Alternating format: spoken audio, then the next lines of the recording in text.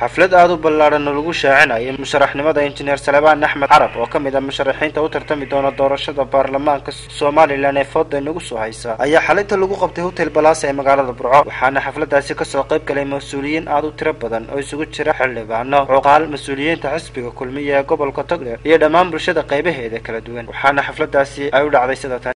waxaan aad iyo aad u hambalyeeynaa munaasabadan dadka qaybihiisa kala duwan oo ka badan wax la tiriyo oo ka soo qayb galay waxaan aad iyo aad u hambalyeynayaa oo aan leeyahay waa ifafaalo wacan waa ifafaalo guuleed munaasabada hordhaceedii iyo musharaxnimada Salebaan Axmed Carab injineer Salebaan Axmed Carab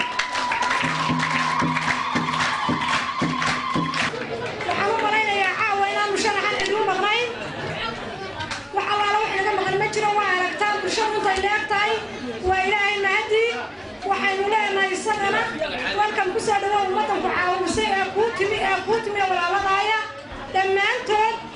waxaan ugu mahadnaqaynaa si aad iyo aad baan ugu mahadnaqaynaa musharaxa iyo buqaasha la socota iyo bogaadinaya sharaf aan u gudbinayaa musharaxa fagaaraha fadhiya iyo golaha loo heelay iyo dadka faraha badan ee isugu yimid indha badanta aan idin sheegayaa musharaxyada dalka ka shaqeynaya iyaga sharaxay nin waliba isaga yimid oo yidhi sharaxa ama waan sharaxana nin waliba isaga calama soo goostay nin waliba isaga boorar soo qortay nin walba waxa la ogaaday isagoo dad u yeedhado meel fadhiya Salebaan Axmed Carab wuxuu kaga duwan yahay kuwa Salebaan Axmed Carab waa loo yeedhay isagoo gurigiisa jooga loo yeedhay Salebaan waxa loo doortay oo ummadu intay isu timid tiri hala meel mariyo Salebaan ummadu iyo dalka iyo dadku wuxuu ku filayaa hala meel mariyo aad iyo aad ugu faraxsanahay population-kan ballaaran xafladan ballaaran ee quruxda iyo qiimuhu ka muuqdo dhalinyarada iyo waayeelka iyo waxgaradka iyo cuqaasha iyo haweenkuba isugu yimaadeen ee soo shamireen ee ay u soo shamireen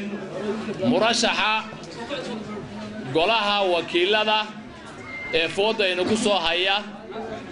Salebaan Axmed Carab ay u soo shamireen ayaan aad iyo aad ugu mahadnaqayaa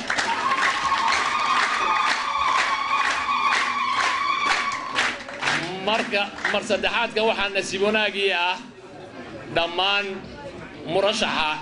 iyo taageerayaashiisu waxay ka sharaxan yihiin xisbiga xisbul xaakimka ee kulmiye Allahu akbar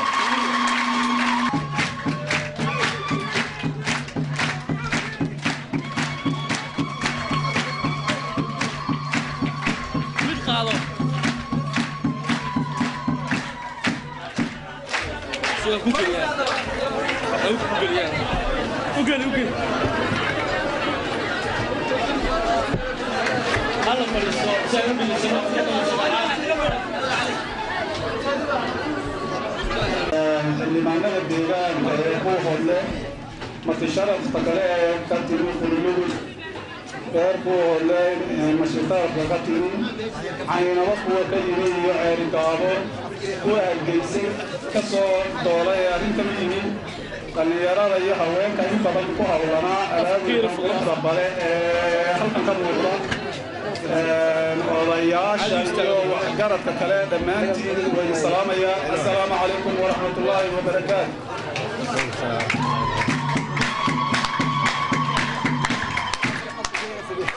waxaa lagu jiraa waqti dambe xaqiiqatan xafladan caawa halkan lagu muujiyey taariikhdeedii iyo wax kastoo aan odhan lahaa waa la yidhi waqti dambena waa lagu jiraa hadday tahay backgroundkayga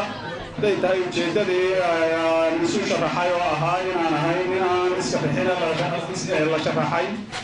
hadday tahay deegaamada i taageersan ilaa iyo buuxoodle ilaa qalligoodle waa labada cidhif ee Togdheer iyo ugu kala shisheeya iyo xaggaana saraar intaasoo dhan baan u shaqaynay waxaan ahay nin ka soo shaqeeyay hay'adaha samafalka oo waaya araga laba hay'adood baan madax u ahay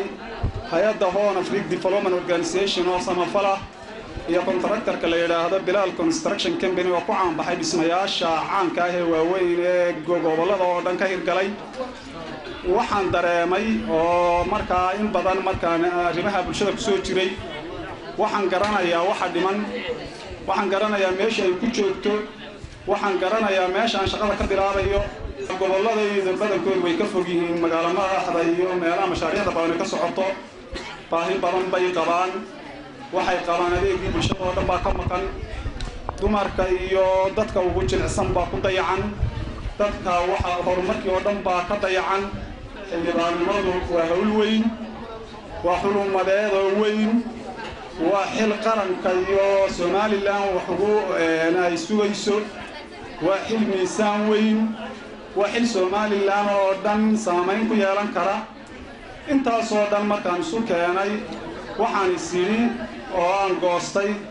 inaan qayb party time full time kullee shaqooyin badan waan hayaa laakiin baarlamaanimada inaan part time ka siin karo ummadayda oo aan ugu shaqayn karo go'aankaasaan qaatay taasay igu kaliftay inaan sharaxo